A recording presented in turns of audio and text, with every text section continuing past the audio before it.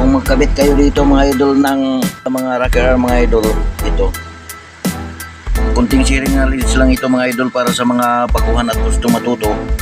Pwera lang sa mga master na dyan kay kabisado na nila ito.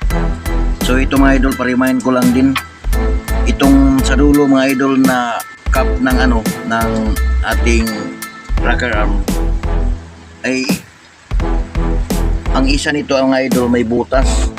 Ay mga idol, tinutuhog ko. So pwede rin ito sila magkapalit mga idol, ito at saka doon sa kabila, pareho lang kasi. Kaya ito ang babantayan natin kasi itong banda dito sa may likuran na side mga idol, nandito yung butas na supply ng oil para sa cylinder head niya, dito sa mga pisa niya, dito sa rocker arm, sa mga camshaft. Ngayon kung mabaliktad nyo ito mga idol ay mapunta doon, tapos doon napunta rito, walang butas. So natakipan yung butas dito sa mga idol, dito sa cylinder head. Doon ito may butas ito mga idol na supply papuntang oil.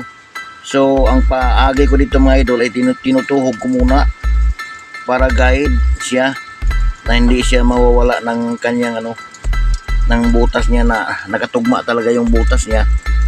So tinutusok ko muna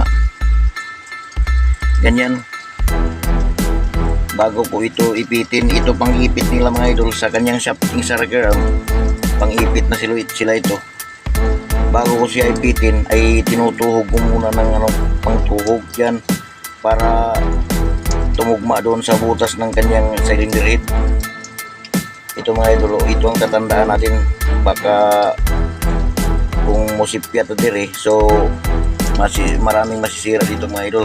Pareho na lang sa camlog, sa rocker arm.